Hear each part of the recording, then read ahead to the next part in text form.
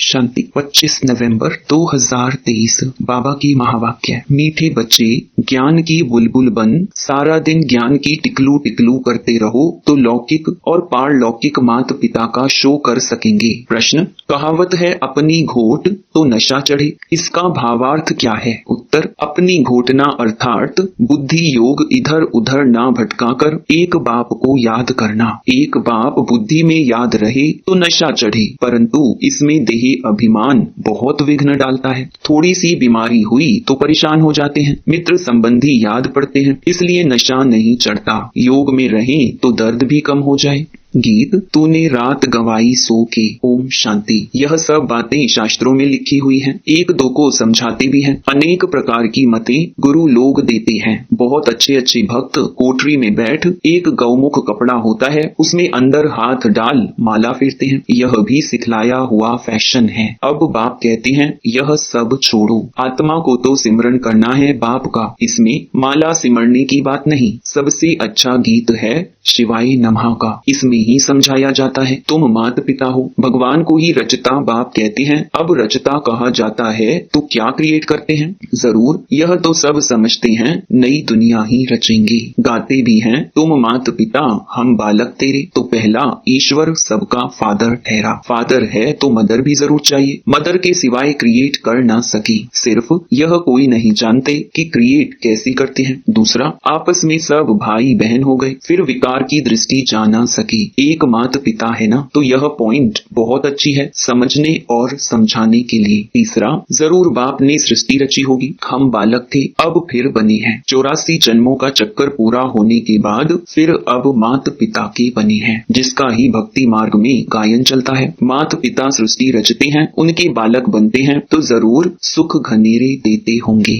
यह कोई भी नहीं जानते कि परमात्मा माता पिता भी बनते हैं, टीचर भी हैं, सतगुरु भी हैं। हम ब्रह्मा की औलाद आपस में भाई बहन ठहरे, कहलाते भी हैं ब्रह्मा कुमार कुमारियां। उनको भी रचने वाला वह है। सुख घनेरे पाने के लिए माता पिता से राजयोग सीख रहे हैं। सुख घनेरे तब मिलते हैं जबकि हम दुख में हैं, ऐसे नहीं कि भविष्य सुख में आकर शिक्षा देंगे। जब हम दुख में हैं तब शिक्षा मिलती है सुख में जाने की, वही माता पिता आकर सुख देते हैं। एडम और ईव तो मशहूर हैं, वह भी जरूर गॉड की संतान ठहरे, तो गॉड फिर कौन? बच्चे यह तो जानते हैं कि बाप जो नॉलेज देते हैं यह सब धर्म वालों के लिए है। सारी दुनिया का उस बाप से बुद्धि योग टूटा हुआ है। माया घोस्ट बुद्धि योग लगाने नहीं देती है और ही बुद्धि योग तोड़ती है। बाप आकर घोस्ट पर जीत पहनाते हैं। आजकल दुनिया में रिद्धि सिद्धि वाले भी बहुत हैं। यह है ही घोस्टों की दुनिया। काम विकार रूपी घोस्ट एक दो को आदि मध्य अंत दुख देते हैं।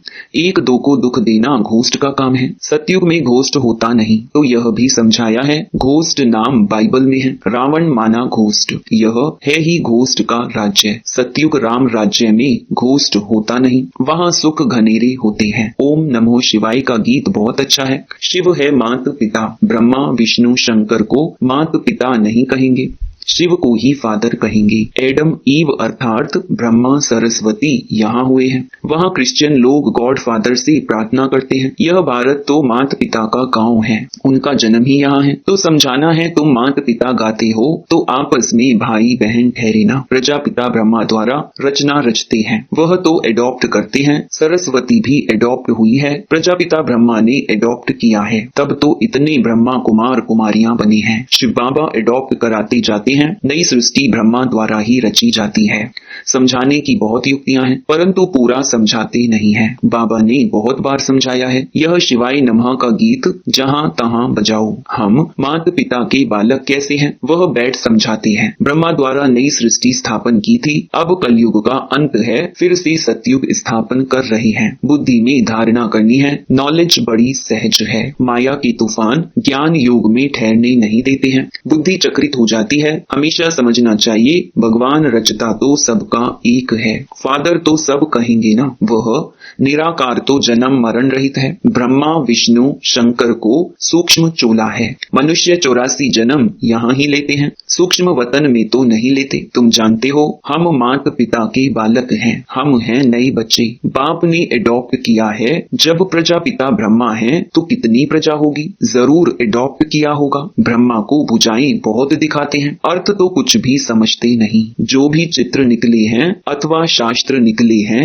ये सब ड्रामा के ऊपर आधार रखना पड़ता है। ब्रह्मा का दिन था, फिर भक्ति मार्ग शुरू हुआ है, वह चला आ रहा है। यह राजयोग बाप ही आकर सिखलाते हैं, यह स्मृति में रहना चाहिए। कहते हैं ना, अपनी घोट तो नशा रहे परंतु बुद्धि योग बाप के साथ चाहिए।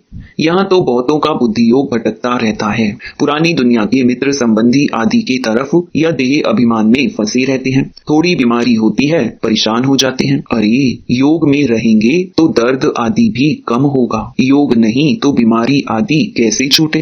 ख्याल करना चाहिए, माता पिता जो नंबर 1 पावन बनते हैं वही फिर सबसे जास्ती नीचे उतरते हैं। उनको तो बहुत भोगनी पड़े, परंतु योग में रहने के कारण बीमारी हटती जाती है। नहीं तो इनको सबसे जास्ती भोगना चाहिए, परंतु योग बल से दुख दूर होते हैं और बहुत खुशी में रहते हैं। बाबा से हम स्वर्ग के सुख घनेरे लेते हैं। बहुत बच्चे अपने को आत्मा समझते नहीं, सारा दिन देह का ही ध्यान है। बाबा आकर ज्ञान की टिकलू टिकलू सिखलाते हैं तो तुम्हें ज्ञान की बुलबुल बनना है। बाहर में बहुत अच्छी छोटी छोटी बच्चियां हैं, ज्ञान की टिकलू टिकलू करती हैं। भीष्म पितामह आदि को भी कुमारियों के द्वारा ज्ञान दिया है। छोटे छोटे बच्चों को खड़ा करना है। छोटे बच्चे लौकिक पारलौकिक माता पिता का शो करते हैं। लोक परलोक सुहेला होता है ना, तो लौकिक माता पिता को भी उठाना पड़े। यह भी तुम देखेंगे, छोटी छोटी बच्चियां माँ बाप को उठाएंगी। कुमारी का मान होता है, कुमारी को सब नमन करते हैं। शिव शक्ति सेना में सब कुमारियां हैं, बल माताएं हैं, परंतु वह भी कहलाती तो कुमारी है ना। कुमारियां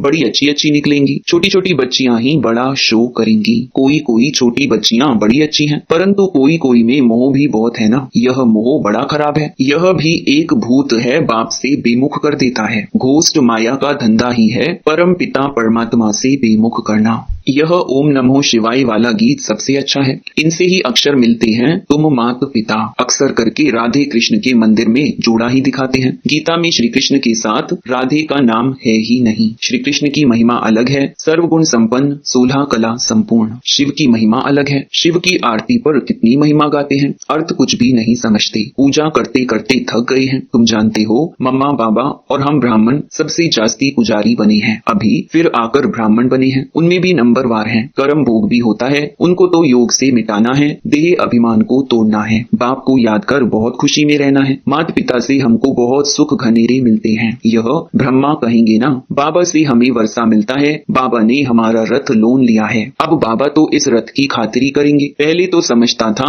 मैं आत्मा इस रथ को खिलाता हूँ, यह भी रथ है ना। अब कहेंगे इनको वही खिलाने वाला है, इस रथ की संभाल करनी है। घोड़े पर साहिब लोग चढ़ते हैं तो घोड़े को हाथ से खिलाएंगे, कभी पीठ पर हाथ फेरेंगे। बहुत खातिरी करते हैं क्योंकि उन पर सवारी करते हैं। बाबा इस पर सवारी करते हैं तो क्या बाबा खातिरी नहीं करते होंगे? बाबा जब स्नान करते हैं तो समझते हैं हम भी स्नान करते हैं, बाबा को भी कराना है क्योंकि उसने भी इस रथ का लोन लिया है। शिव बाबा कहते हैं मैं भी तुम्हारे शरीर को स्नान कराता हूँ, खिलाता हूँ। मैं नहीं खाता हूँ, शरीर को खिलाता हूँ। बाबा खिलाते हैं, खाते नहीं है। यह सब किस्म किस्म के ख्यालात चलते हैं स्नान के समय, घूमने के समय। यह तो अनुभव की बात है ना। बाबा खुद ही कहते हैं बहुत जन्मों के अंत के जन्म में प्रवेश करता हूँ। यह अपने जन्मों को नहीं जानते हैं, मैं जानता हूँ। तुम कहते हो बाबा फिर हमको ज्ञान दे रहे हैं, वर्षा लेना है स्वर्ग का। सतयुग में तो राजा प्रजा आदि सब है, पुरुषार्थ करना है बाप से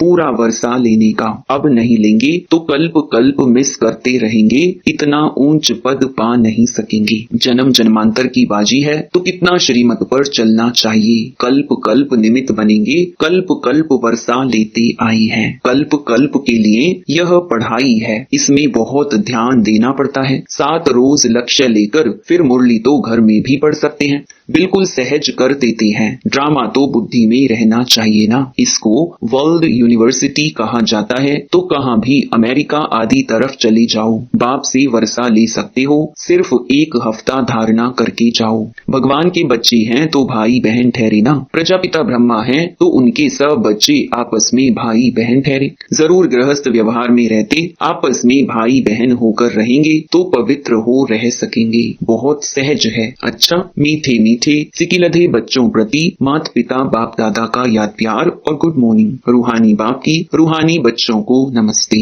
धारणा के लिए मुख्य सार। पहला, स्वयं को माया घोस्ट से बचाने के लिए ज्ञान योग में तत्पर रहना है। मोह रूपी भूत का त्याग कर बाप का शो करना है। ज्ञान की टिकलू टिकलू करनी है। दूसरा, पढ़ाई पर पूरा ध्यान देकर बाप से वर्षा लेना है। कल्प कल्प की इस बाजी को किसी भी हालत में गंवाना नहीं है। वरदान, समय प्रमाण रूप वसंत अर्थात ज्ञानी व योगी तू आत्मा बनने वाले स्व शासक भव।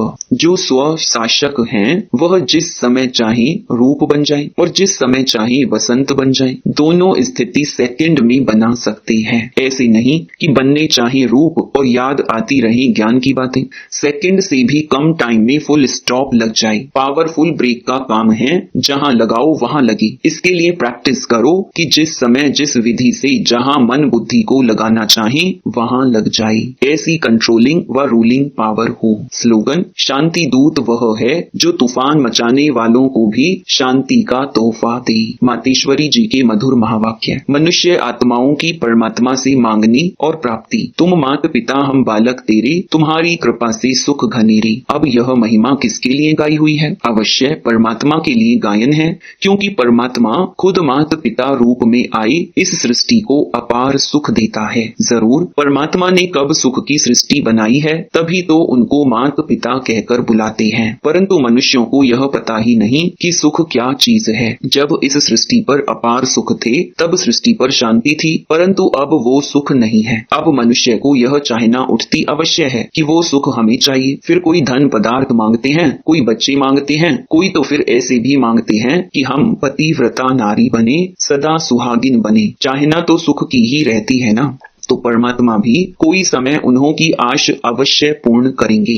तो सतयुग के समय जब सृष्टि पर स्वर्ग है तो वहां सदा सुख है। जहां स्त्री कभी दुहागिन माना विधवा नहीं बनती, तो वो आश सतयुग में पूर्ण होती है जहां अपार सुख है। बाकी तो इस समय है ही कलयुग। इस समय तो मनुष्य दुख ही दुख भोगते हैं। अच्छा, ओम शांति।